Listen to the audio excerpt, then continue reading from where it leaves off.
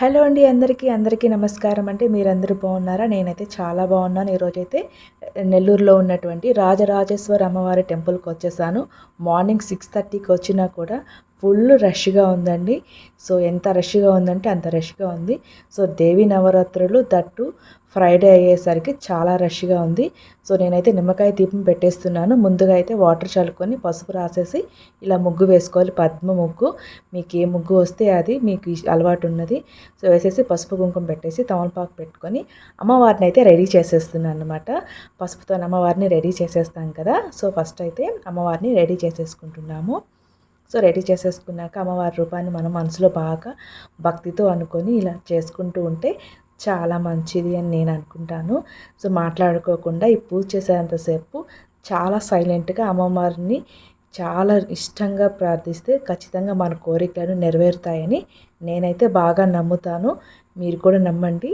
నమ్మకమే మనకి విజయాన్ని సాధిస్తుంది. అమ్మవారిని అయితే రెడీ చేసేసాను కదా. సో ఇప్పుడైతే నేను అమ్మవారికి పెట్టడానికి తామర పువ్వు పెట్టాను. సో తామర పువ్వు కంటే అమ్మవారు చిన్నగా అనిపించేశారు. అందుకని ఏం చేసేసానంటే తామర పువ్వుకి తొడని దించేసి సో అందులోనే అమ్మవారిని ఇలా కూర్చోబెట్టాను. చాలా బాగుంది కదా. మీకు ఎలా అనిపించింది నా ఐడియా? ఆ విషయాన్ని కూడా కామెంట్ చేయండి. ఇక్కడైతే నిమ్మకాయని కట్ చేస్తున్నామంటే నిమ్మకాయని ఇలా కట్ చేశాక ఇందులో కుంకుమని బాగా అద్దాలి.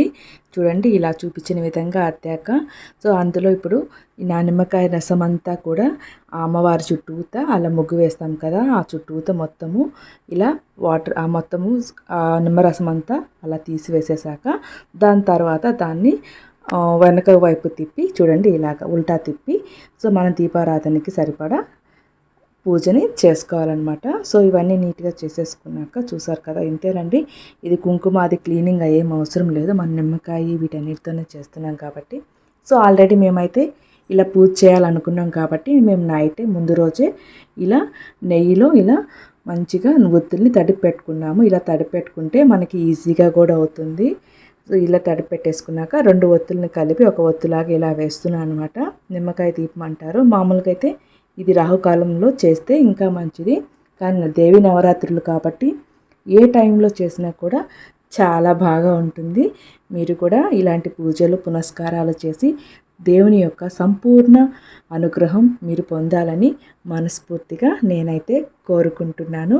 సో ఇక్కడైతే నేను మా అక్క ఇద్దరం కలిసి పూజ అయితే చేస్తున్నాము. సో వత్తులు ఇలా వేసేసుకున్నాము. నేనైతే తెలియక కొంచెం అది జారిపోతుందేమో అని కొంచెం తగ్గించే నూనె పోసాను, నెయ్యి.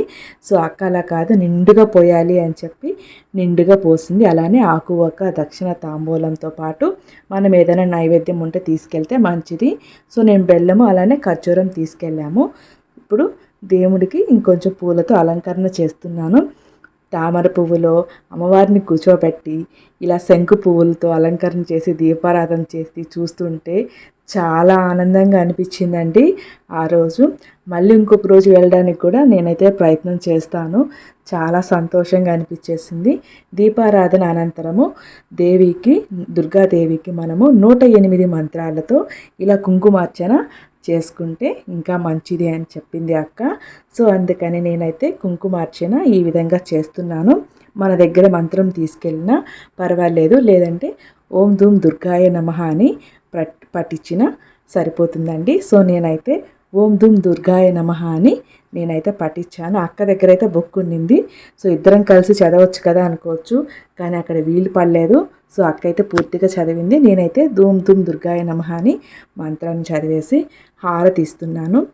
చూసారు కదా, ఇలా గంట కొడుతున్నాను. గంట కొట్టేశాక ఇప్పుడు మన మనసులో ఉన్న కోరికని సంకల్పం చేసేసుకోవాలి గట్టిగా.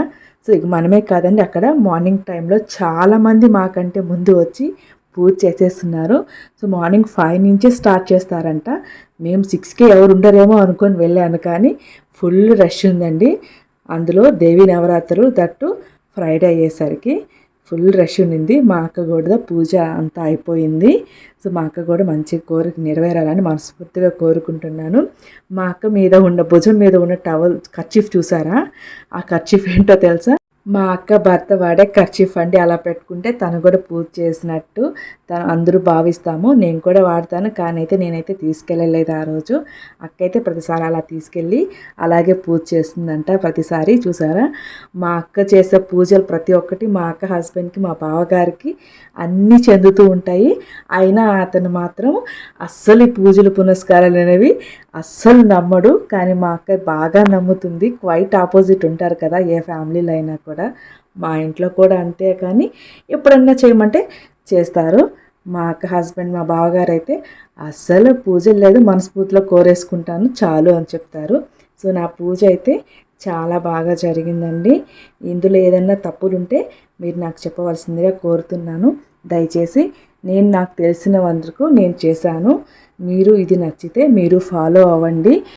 నేను ఈ పూజ అయితే నెల్లూరులో ఉన్న శ్రీ రాజరాజేశ్వరి అమ్మవారి టెంపుల్లో ఈ పూజనైతే నేను పూర్తిగా చేసుకున్నానండి.